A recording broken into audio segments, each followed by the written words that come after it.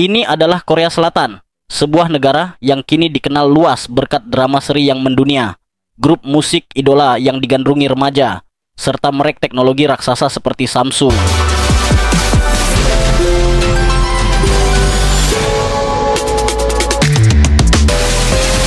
Namun, yang membuat dunia benar-benar kagum adalah bagaimana negara ini berhasil bangkit dari kehancuran pasca perang dan bergabung dalam jajaran macan Asia pada paruh kedua abad ke-20. Di balik kisah sukses yang dijuluki keajaiban Sungai Han itu, terdapat sisi kelam yang jarang dibahas secara terbuka.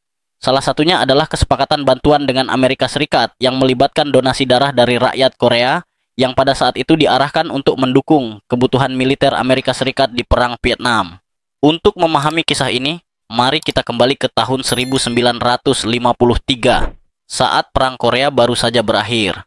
Kondisi Korea Selatan kala itu bisa digambarkan dengan satu kata: hancur. Seluruh infrastruktur dari jalan, jembatan, pabrik, hingga sekolah dan rumah sakit nyaris rata dengan tanah. Aktivitas perdagangan lumpuh, produksi dalam negeri tersendat, dan kebutuhan pokok sangat langka. Negara ini bahkan harus mengimpor hampir semua barang, mulai dari beras, sabun, hingga mesin-mesin industri.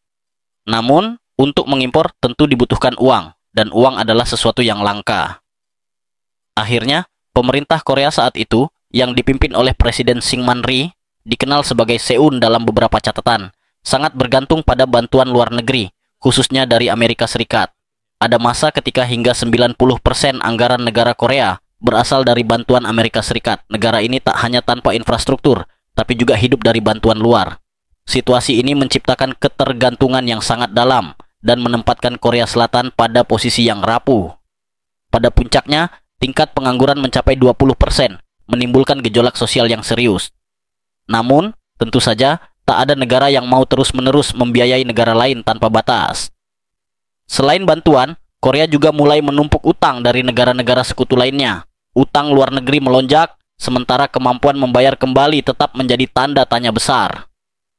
Saat itu, produk domestik bruto, PDB, Korea Selatan masih sangat rendah, ibarat tubuh kurus para idola K-pop yang kini dikenal. PDB-nya ringkih dan lemah. Tahun 1953, pendapatan per kapita hanya sekitar 64 dolar Amerika Serikat per tahun. Memasuki dekade 1960, keadaan pun belum banyak membaik. Pendapatan rata-rata warga Korea Selatan setara dengan negara-negara termiskin di Afrika dan Asia Selatan. Masalah lain yang menghantui adalah ancaman konflik baru dengan Korea Utara. Pemerintah harus terus mempertahankan angkatan bersenjata dalam skala besar, yang tentu saja menguras anggaran negara. Dalam ketegangan seperti itu, Korea Selatan mulai mencari sekutu baru sebagai bagian dari strategi bertahan hidup. Salah satu negara yang menjadi perhatian adalah Vietnam Selatan, yang saat itu dikenal sebagai benteng pertahanan anti-komunisme di Asia Tenggara. Pada September 1957, ketika Presiden Vietnam Selatan Ngo Dinh Diem melakukan kunjungan kenegaraan ke Seoul, Presiden Korea saat itu, Rhee Syngman, mengajukan ide yang cukup berani, membentuk aliansi militer untuk melawan penyebaran komunisme di kawasan tersebut. Dari pertemuan inilah benih-benih rencana partisipasi militer Korea Selatan di Perang Vietnam mulai muncul. Menurut beberapa dokumen sejarah, antara tahun 1957 dan 1958, pemerintah Korea Selatan bahkan diam-diam mengirim tim-tim pengamat ke Vietnam Selatan untuk mempelajari kondisi geografis, situasi militer, dan kebutuhan logistik. Semua langkah ini merupakan bagian dari persiapan agar ketika ada lampu hijau dari Washington DC, Korea Selatan sudah siap untuk terlibat. Pada bulan November 1961, Park Chung-hee, pemimpin militer yang baru saja mengambil alih kekuasaan di Korea Selatan melalui kudeta, melakukan kunjungan penting ke Amerika Serikat. Namun pada saat itu, Gedung Putih masih ragu-ragu dan belum secara resmi memberikan dukungan. Situasi mulai berubah ketika Lyndon B. Johnson menjabat sebagai Presiden Amerika Serikat. Menghadapi kerugian yang terus meningkat di medan Perang Vietnam, pemerintah Amerika Serikat mulai mencari cara untuk mengurangi jumlah korban dari pasukannya. Pada 9 Mei 1964, pemerintahan Johnson mengirim surat resmi kepada 25 negara sekutu menyerukan partisipasi aktif melalui pengiriman pasukan ke kawasan Indochina. Sebulan kemudian, pada Juni 1964, Jenderal Nguyen Khan, pemimpin Vietnam Selatan kala itu, juga mengirimkan seruan serupa kepada 34 negara. Namun, sebagian besar negara yang menerima permintaan tersebut merespons dengan hati-hati. Banyak yang enggan terlibat lebih dalam konflik yang hasil akhirnya masih belum pasti. Di tengah keraguan itu, Korea Selatan justru menunjukkan kesiapannya secara terbuka. Ketika negara-negara lain masih mempertimbangkan undangan seperti teka-teki sulit, Seoul langsung menyatakan kesediaannya. Bagi pemerintahan Park, ini bukan hanya keputusan politik, tetapi juga peluang emas untuk memperoleh bantuan ekonomi, membangun kembali negara, dan mengakhiri era kemiskinan yang telah berlangsung hampir 2 dekade.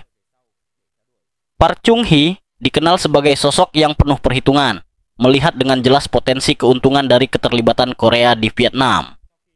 Mengirim pasukan dianggap sebagai cara yang efektif untuk menunjukkan kesetiaan Korea Selatan sebagai sekutu utama Amerika Serikat. Dengan terlibat langsung, Korea tidak hanya memperkuat posisinya di mata Washington, tetapi juga mengirim ribuan tentara, pekerja konstruksi, bahkan tenaga pendukung sipil untuk membantu operasi militer Amerika di Vietnam. Sebagai imbalannya, Korea Selatan menerima aliran bantuan finansial dalam jumlah besar. Banyak pihak menggambarkan situasi ini seperti dolar mengalir ke Blue House, kantor kepresidenan, secepat Sungai Han saat musim hujan. Selain itu, bagi Park, pengiriman pasukan juga menjadi strategi sosial, sebuah cara untuk mengatasi masalah pengangguran dan ketidakstabilan internal. Mereka yang tidak punya pekerjaan atau terlibat dalam aktivitas menyimpang, dimasukkan ke dalam militer dan dikirim ke garis depan. Meskipun tugas mereka berat dan penuh risiko, banyak tentara Korea Selatan tidak menerima imbalan yang setimpal. Sebagian besar dana yang seharusnya menjadi kompensasi, ternyata tidak langsung disalurkan kepada para prajurit maupun keluarga mereka. Sebaliknya, Park Chung-hee memilih untuk menggunakan dana tersebut sebagai modal pembangunan, khususnya di bidang pendidikan teknik dan industrialisasi. Keputusan strategis ini pada akhirnya meletakkan dasar bagi keajaiban Sungai Han, transformasi ekonomi yang menjadikan Korea Selatan sebagai salah satu negara paling maju di Asia. Pada 20 Juli 1964, pemerintah Korea Selatan secara resmi mengajukan proyek ekspor tenaga kerja ke parlemen. Hanya 11 hari kemudian, rencana ini mendapat persetujuan luas dari anggota legislatif. Dan pada 4 Agustus 1964, gelombang pertama tentara Korea Selatan tiba di Vietnam, menandai dimulainya hampir 1 dekade kerja sama strategis antara Seoul, Washington DC, dan Saigon. Seiring dengan mengalirnya dana bantuan dari Amerika, proses pengiriman pasukan Korea pun berlangsung cepat. Menjelang akhir tahun 1966, Korea Selatan telah menempatkan 45.660 personel militer di Vietnam Selatan. Jumlah ini mewakili lebih dari 50% pasukan sekutu asing dan sekitar seperempat kekuatan tempur Amerika Serikat di wilayah militer zona 5 Vietnam. And Alpha Troop 19 is commuting to war.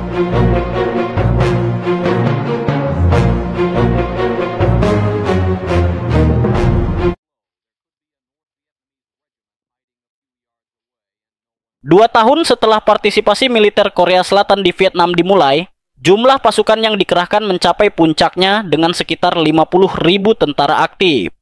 Sebagian dari mereka berasal dari berbagai latar belakang sosial yang kompleks, dan gaya pendekatan mereka yang tegas di medan perang ternyata sangat sesuai dengan harapan pihak Amerika. Unit-unit terkenal seperti Harimau Putih, Kuda Putih, dan Naga Biru menjadi simbol dari kepercayaan militer yang diberikan kepada Korea Selatan.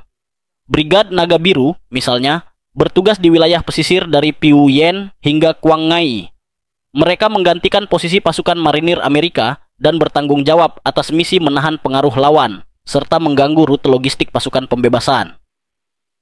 Tujuan utamanya adalah memperlemah kemampuan bertahan dan pergerakan mereka di Kehiu-Eusi strategis itu. Sementara itu, Divisi Harimau Putih diberi mandat untuk mengendalikan seluruh wilayah bagian utara dari zona militer kedua, membentang dari pesisir Laut Timur hingga perbatasan Laos bagian selatan dan timur Laut Kamboja.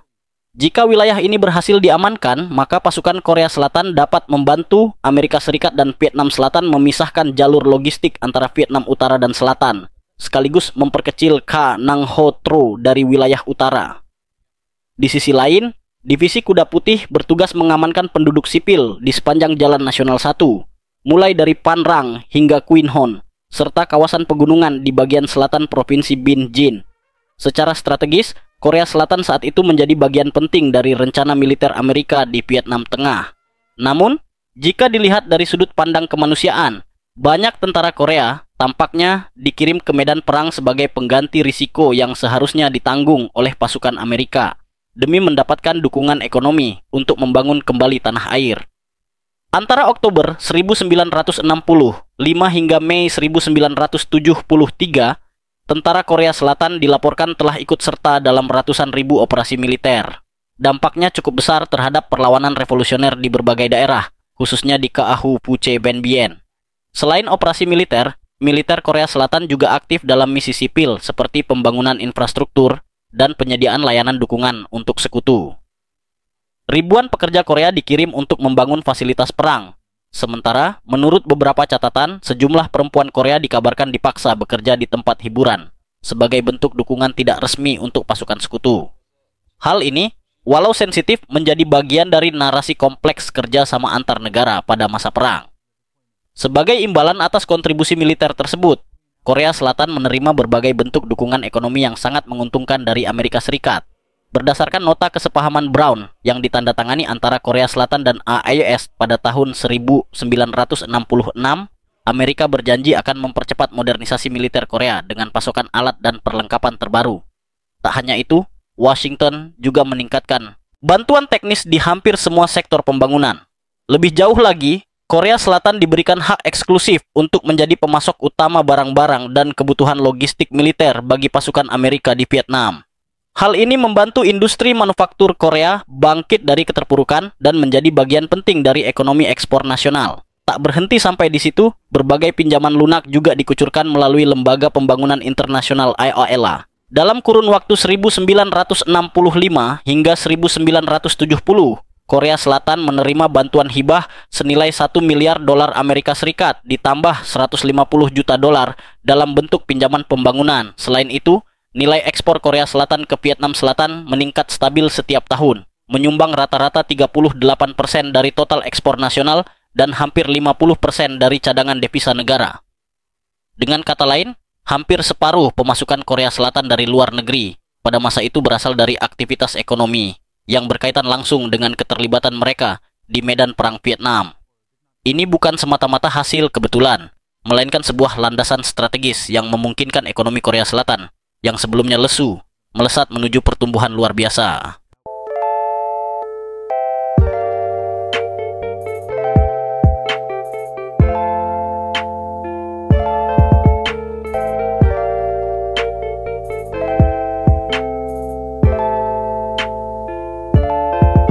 Dengan pengorbanan besar berupa darah, keringat, serta berbagai layanan logistik untuk mendukung operasi militer Amerika Serikat di Vietnam, Korea Selatan mengalami transformasi luar biasa. Dalam rentang waktu hanya satu dekade, dari tahun 1965 hingga 1975, ekspor nasional meningkat hingga 29 kali lipat, produk domestik bruto tumbuh 14 kali. Dan pada tahun 1971, pendapatan per kapita meningkat lebih dari 3 kali dibandingkan tahun 1961. Dari sisi pertahanan, bantuan dari Washington pun tak kalah besar. Selama keterlibatan militer Korea Selatan di Vietnam, Amerika Serikat memberikan bantuan militer dengan rata-rata sekitar 370 juta dolar per tahun. Berkat dana ini, Korea Selatan berhasil memodernisasi angkatan bersenjatanya, sekaligus membangun industri pertahanan yang lebih solid, sebagai langkah menghadapi potensi ancaman dari Korea Utara. Jika harus berbicara secara jujur, tanpa keterlibatan dalam perang Vietnam, mungkin Korea Selatan tidak akan mampu bertransformasi secara cepat menjadi negara maju. Namun, tidak ada kemajuan yang datang tanpa pengorbanan. Korea Selatan pun harus membayar harga yang sangat mahal. Lebih dari 5.000 tentaranya gugur, 11.000 lainnya mengalami luka permanen, dan sekitar 100.000 prajurit terpapar bahan kimia berbahaya. Bahkan setelah lebih dari 4 dekade sejak berakhirnya perang, berbagai dampak psikologis dan kesehatan masih dirasakan oleh para veteran dan keluarga mereka, yang dikenal sebagai sindrom perang Vietnam, dan menjadi persoalan sosial yang cukup serius di Korea Selatan. Namun, bila dibandingkan dengan dampak yang ditimbulkan oleh pasukan bayaran Korea Selatan terhadap masyarakat sipil di Vietnam, kerugian yang dialami negeri ginseng itu bisa dibilang masih belum seberapa. Untuk menukar pembangunan yang pesat dalam negeri, Park Chung-hee dan pemerintahannya meninggalkan jejak kelam dalam sejarah, sederet peristiwa yang menyebabkan penderitaan mendalam bagi warga sipil di Vietnam. Sebagian pasukan yang dikirim ke Vietnam terdiri dari individu dengan latar belakang sosial yang rumit, dan dalam beberapa kasus, mereka melakukan tindakan yang meninggalkan luka sejarah yang sulit terhapus. Berdasarkan sejumlah laporan, pasukan Korea Selatan terlibat dalam sedikitnya 43 insiden kekerasan terhadap warga sipil, dengan 13 diantaranya mengakibatkan lebih dari 100 korban jiwa.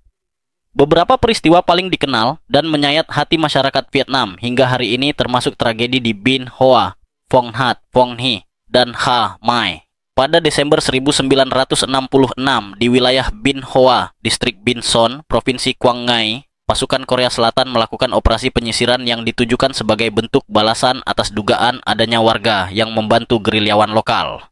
Akibatnya, sebanyak 430 warga sipil tak bersenjata menjadi korban, termasuk 174 anak-anak, serta banyak perempuan dan orang tua. 3 keluarga bahkan dilaporkan kehilangan seluruh anggota tanpa satupun yang selamat. Kemudian, pada 12 Februari 1968 di desa Phong Hat dan Phong Nhi, distrik Dien Ban, Provinsi Quang Nam, Satuan Marinir Rong San, Naga Biru, melakukan operasi serupa. Namun, mereka tidak menemukan pasukan lawan. Yang mereka hadapi justru hanya warga sipil, para lansia, perempuan, dan anak-anak. Tanpa alasan jelas, sejumlah besar korban jiwa kembali berjatuhan. Peristiwa ini memicu kecaman luas, baik dari masyarakat internasional maupun sebagian pejabat Amerika sendiri. Menurut data militer Amerika Serikat, sekitar 70 warga sipil tewas dalam insiden tersebut. Sumber lain bahkan menyebut angka korban bisa mendekati 300 orang. Ironisnya, untuk menghindari tekanan publik dan menjaga hubungan dengan Amerika, pemerintah Korea Selatan sempat menyatakan bahwa insiden itu dilakukan oleh pasukan penyusup yang menyamar sebagai marinir Korea. Hanya 9 hari kemudian, pada 21 Februari 1968, di Xom T, Desa Hamai, Distrik Dien Ban, Provinsi Quang Nam, 2 kompi marinir Rong San kembali melakukan operasi yang menewaskan 135 warga sipil, yang sebagian besar adalah perempuan, lansia, dan anak-anak. Binh Hoa, Phong Hat, Phong Nhi, dan Ha Mai hanyalah 4 dari banyak tragedi kemanusiaan yang melibatkan pasukan Korea Selatan di Vietnam Tengah. Tragedi-tragedi ini tetap menjadi noda dalam sejarah hubungan antara dua negara, dan hingga kini masih menjadi perdebatan di Chea Hai Pia. Peristiwa-peristiwa menyedihkan seperti yang terjadi di Binh Duong, Som Bau, Tuy Bo, atau di bawah pohon beringin tua, masih membekas dalam ingatan jutaan rakyat Vietnam. Itu adalah bagian dari sejarah yang tidak akan pernah dilupakan. Karena kejadian-kejadian memilukan itulah, di medan pertempuran Vietnam Selatan waktu itu, muncul seruan yang menggugah. Balas dendam atas Rong San dan Man Ho, sebuah ungkapan yang menyebar luas bak api, menyambar rerumputan kering. Banyak pertempuran berani kemudian dilancarkan oleh tentara dan rakyat Vietnam Selatan dengan tekad memburu dan lo ai bo para pelaku kekerasan terhadap warga sipil tak berdosa. Salah satu peristiwa yang paling dikenang adalah pertempuran Quang Tan pada tahun 1967. Saat itu, unit-unit dari Divisi 2 Tentara Pembebasan Vietnam Selatan berhasil menewaskan lebih dari 300 tentara Rong San, seolah-olah mengirim mereka kembali ke titik tanpa harapan. Pertempuran ini menjadi pernyataan tegas. Siapapun yang menyebabkan penderitaan rakyat pasti akan membayar dengan konsekuensi berat.